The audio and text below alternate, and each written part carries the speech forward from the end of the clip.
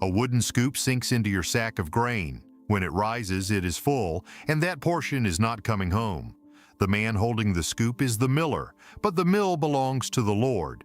Your household needs flour. The wheel is already turning. And in parts of medieval England, some tenants could not simply pick up the sack and choose another mill. Take the grain elsewhere and a court might fine you. Grind it inside your own house, and in some places the hand mill beside your bowl could be seized. The grain is yours. The labor behind it is yours. Yet a crucial step between grain and bread is controlled by someone else. So watch the scoop again. Why would you return to a mill that took part of your food, and how could the Lord make sure you did? The obvious answer is that the mill was useful. Listen to the water striking the wheel. Watch the axle move and the great stones turn. A machine driven by the stream could do work that would otherwise fall on human arms. That made the mill attractive. It did not make it compulsory. In some English manors, certain tenants were tied by local custom to a particular mill. The records call this suit of mill. In ordinary language, it meant that the Lord claimed your grinding custom, and the manor could defend that claim in court. The miller handled the grain and collected the toll. The Lord did not need to stand beside every sack. His authority appeared later when a steward called a name and a clerk wrote down a fine. That happened at Chalgrave in 1290. Richard of Sharnbrook was fined 6 pence. Alice, the daughter of William Grindecobbe, was fined 3. The surviving record does not show us their faces or explain exactly why each avoided the mill. It preserves the moment their private choice became money owed. Put yourself beside them. A few coins now, or another scoop from every future sack? Some tenants chose the fine and kept using a hand mill or another mill anyway. That decision tells you something important. The benefit of avoiding the Lord's mill could feel worth the risk. Now return to the open sack.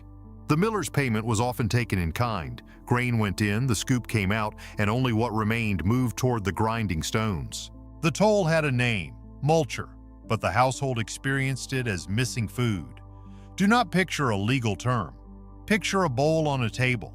Flour falls into it, but not quite enough. One loaf is smaller. The last portion disappears sooner. Then another sack has to be carried back through the mud.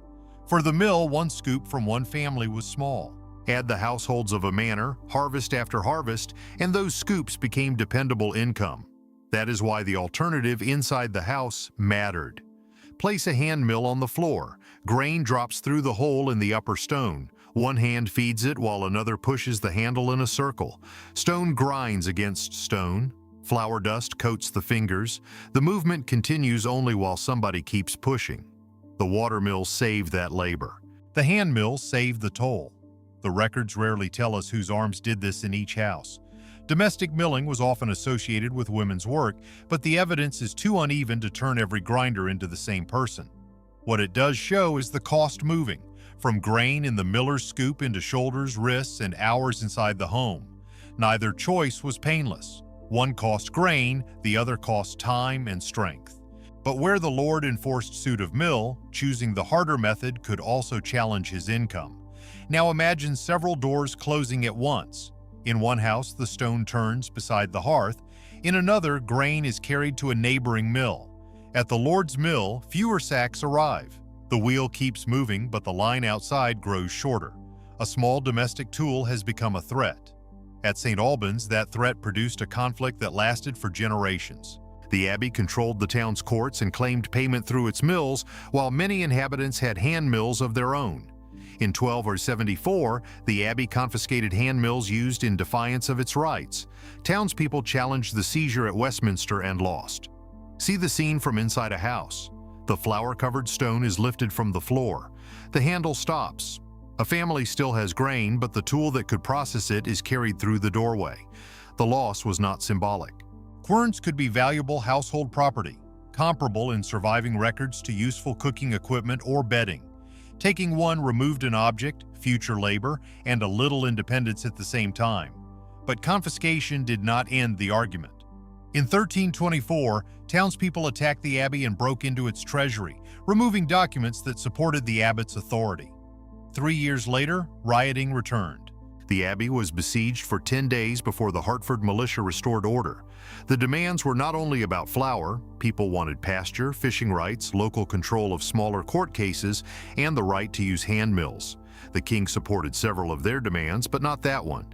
Then Richard of Wallingford became abbot and rebuilt the abbey's control. He used royal support and legal pressure to force the town to surrender its charter.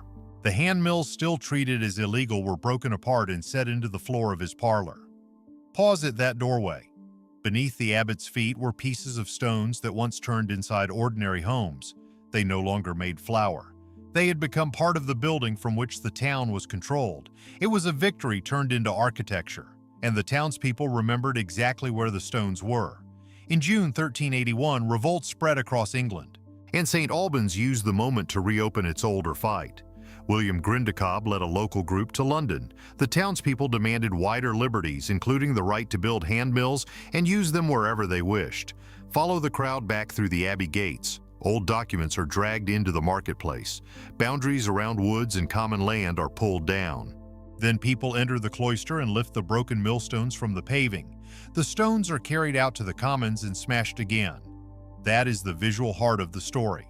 A tool had been confiscated, broken, placed under the abbot's feet, and then reclaimed by a later generation of townspeople. The account comes largely through Thomas Walsingham, a monk of St Albans who despised the rebels, so his dramatic framing cannot be treated as neutral. But even his hostile version preserves what mattered.